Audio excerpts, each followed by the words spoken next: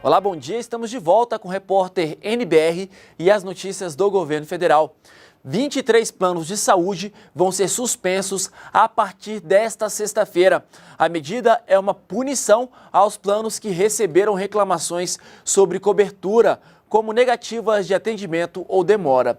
Além da comercialização suspensa, as operadoras que negaram indevidamente cobertura podem receber multa que varia de R$80 mil a R$250 mil.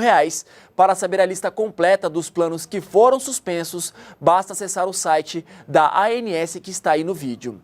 E o Ministério da Fazenda divulgou em nota que não vai haver alterações nas regras do FGTS.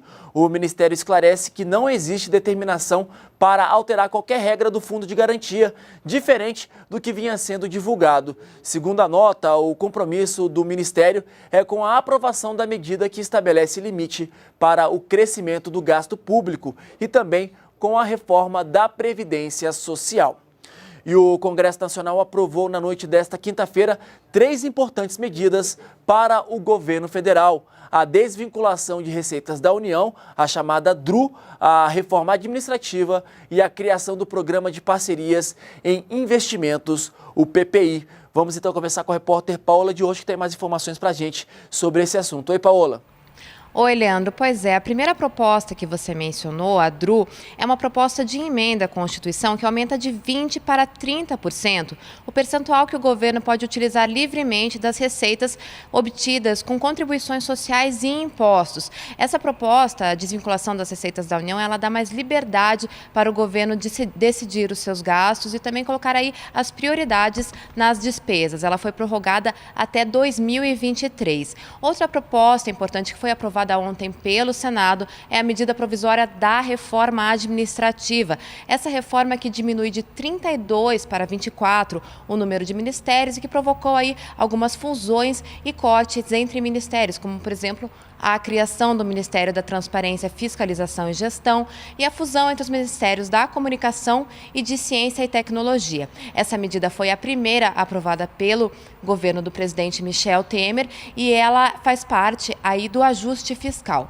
A última medida que você mencionou é a medida provisória que cria o PPI, o Programa de Parcerias de Investimentos. É um programa que trata aí de concessões à iniciativa privada e de programa de desestatização. Ele coloca aí quais são as prioridades na execução de obras públicas e também coloca uma maior facilidade para a obtenção de licenças tributárias, licenças ambientais para as obras que são consideradas prioridade para o governo. De todas essas medidas que eu mencionei, a primeira, DRU, é uma proposta de emenda à Constituição, portanto já foi promulgada e já está valendo. As outras duas são medidas provisórias e, portanto, depois de passar pelo Congresso, foram aprovadas pelo Senado, agora seguem para a sanção presidencial.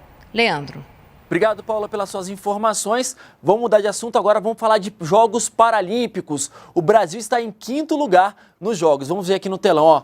5ª posição do Brasil, 2 medalhas de ouro, 1 de prata, 1 de bronze, total 4 medalhas. O Brasil é o 5º colocado. A China lidera o quadro de medalhas com 7 de ouro, seguida pela Grã-Bretanha, 5 medalhas de ouro e o Uzbequistão com 3 medalhas de ouro. 38 países ganharam pelo menos uma medalha no primeiro dia dos Jogos. 23 deles conseguiram pelo menos uma de ouro.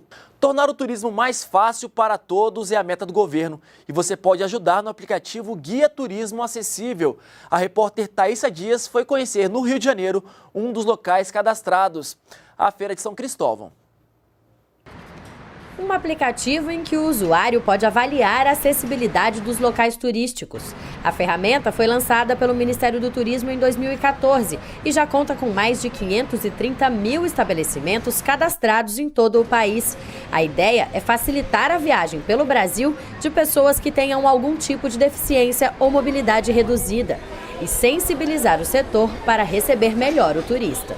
A acessibilidade é um tema que para nós no Ministério do Turismo não podia ser diferente, é de fundamental importância.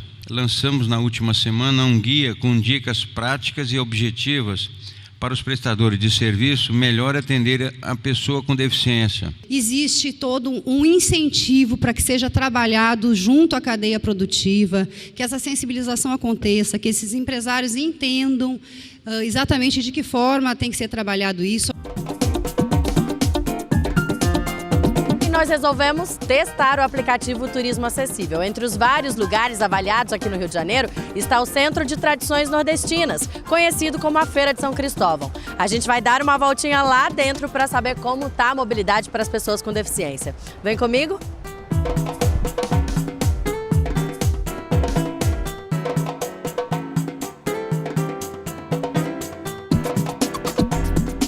Estou caminhando aqui pela Feira de São Cristóvão para saber se o que está aqui no aplicativo é verdade. Aqui diz que os corredores são acessíveis. A gente vê que, de fato, eles são bem largos e facilitam a mobilidade de quem tem algum tipo de deficiência. Nessa barraca aqui do lado, uma rampa que facilita o acesso de uma cadeira de rodas, por exemplo. Vamos caminhar mais um pouquinho. Outra barraca, outra rampa. Então, até agora, é verdade. O que está escrito aqui no aplicativo, a gente confirmou na Feira de São Cristóvão. Vamos continuar nosso passeio da acessibilidade?